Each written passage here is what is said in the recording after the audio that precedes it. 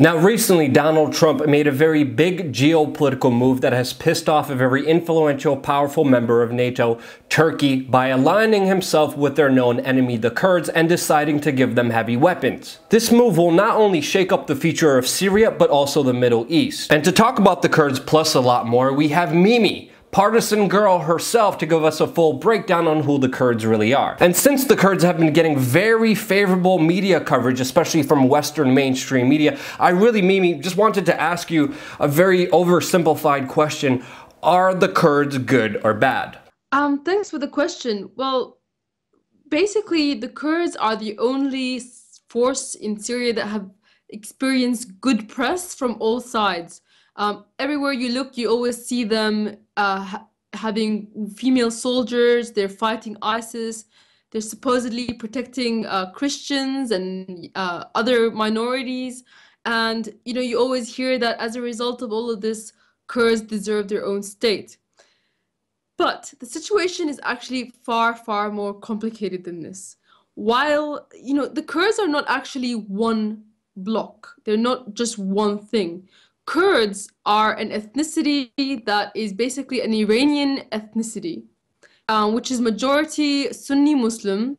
They have other smaller Shiite Muslims as well as some tiny minority of other religions. But some of the Kurds are actually fighting for ISIS. In fact, you know, this might explain why a lot of the regions that are contain ISIS are also regions where there's Kurdish population. So Kurds are not just one bloc. The Kurds, whilst, you know, it is claimed they're protecting Christians, have actually had a part in ethnically cleansing Christians from both Syria and Iraq. The Assyrian Christians in Iraq, as well as the Yazidis, have complained that the Kurdish Peshmerga militia would come into their towns and they would say, lay down your arms and we will protect you against ISIS. Or you can keep your arms, but you have to pay allegiance to us and the Kurdistan. Well, as a result, you know, a lot of these people, they would lay down their arms thinking that the Peshmerga would help them.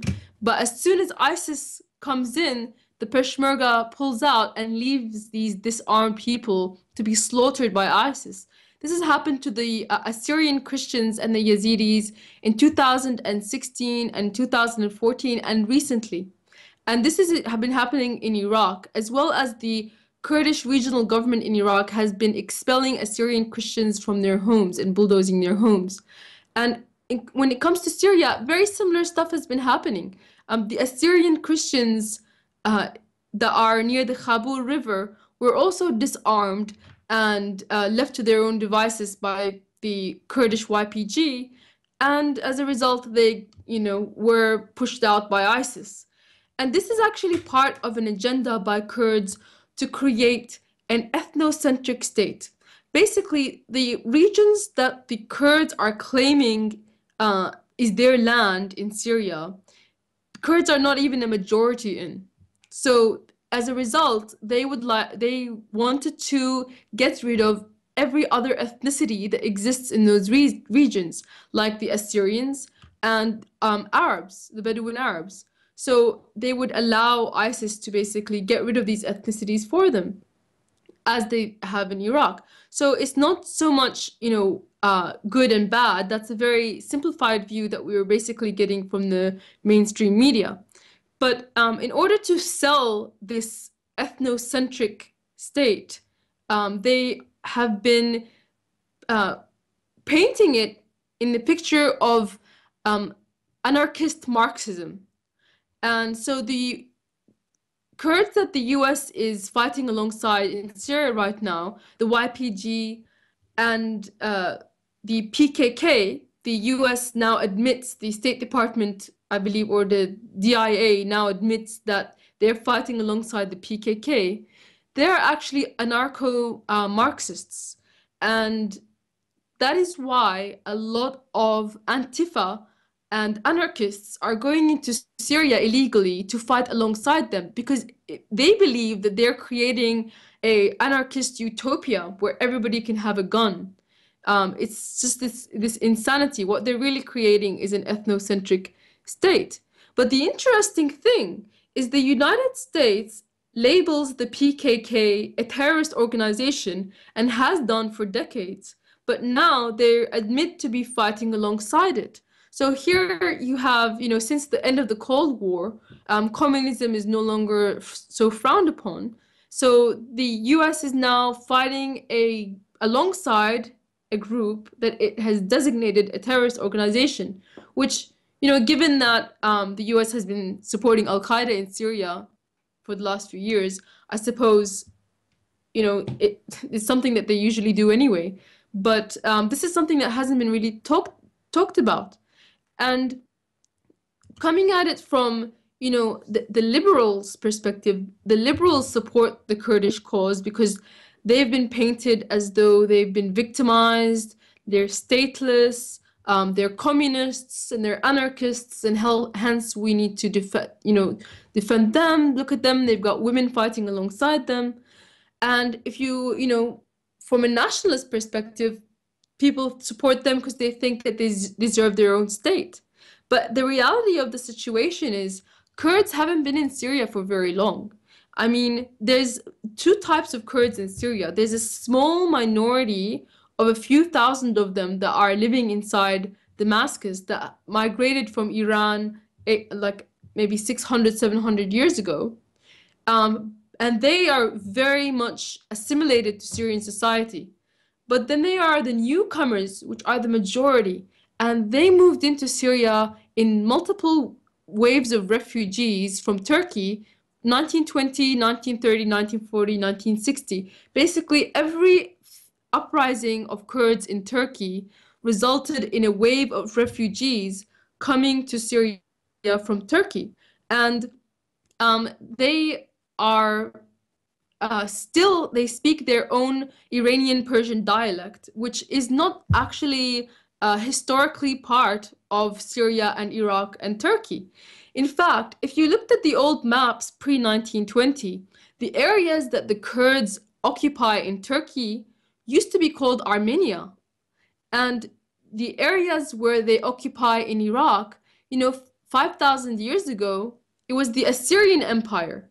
And the Assyrian people, they still exist in Iraq, in that region, that the Kurds are claiming is their historic land. But the reality is the reason why the Kurds don't have a state is not because Sykes-Picot forgot about them. It's because they do have a state. Their state is Iran, because the Kurds are basically the Bedouins of Iran. They are Iranian nomads that traveled alongside rivers tending to their sheep, and that's how they got through Iraq and to Turkey, and later on, after the failed uprisings in Turkey, eventually post-1920, they entered into Syria.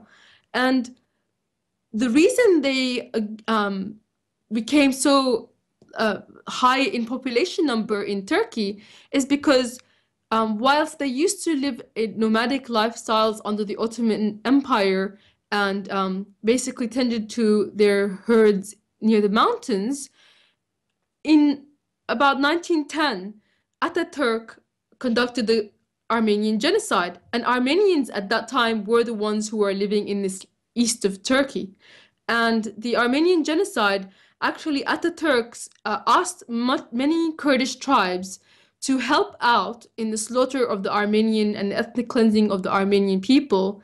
And in exchange, they were allowed to live in the houses of those Armenian people. Because the nomadic lifestyle, they usually lived in tents, whereas the Armenians, they actually lived in houses. So by helping the Turks ethnically cleanse the Armenians, they were able to take over their homes. And after that, they said, well, now we want autonomy, or we want independence. And then the Turks said, well, now we're going to have to slaughter you as well. And so they became the next victim. But that doesn't change the fact that they didn't have any historical claim to that land, and they certainly don't have any historical claim to Syria. But now, you know, we are seeing this 1.6 million Kurds try to take over 30% of Syria, even though, you know, Syria, 22 million people are not Kurdish. So this is the situation, and the reason why the US is happy to go along with this is because of the oil-rich region in the northeast of Syria, the fact that the Kurds will always allow them to build US bases wherever the US goes, Iraq, you know, and Syria, because they are basically happy to work with any imperialist power if they're allowed to steal other people's land, and also because of Israel, because Israel has had a plan to create a Kurdistan for many decades now, and because it helps Israel, that's what they want it to be. Wow. And that's the speech. I already had like Sorry. a million questions and you started answering them as soon as you started talking. But the issue with the Kurds is very important to me because we've seen kind of the mainstream media portray them as these kind of ISIS fighters with women on the front lines. It was something that someone that I knew personally, an individual named Amir Taki, who was an amazing kind of Bitcoin entrepreneur. He was a pure anarchist at heart and saw what the Kurds was doing and actually went to Syria to fight along the Kurds and to help them with their infrastructure to go against ISIS. And this whole idea was portrayed to everyone. So I thank you for breaking down that kind of understanding of the Kurds in such a fine and precise way.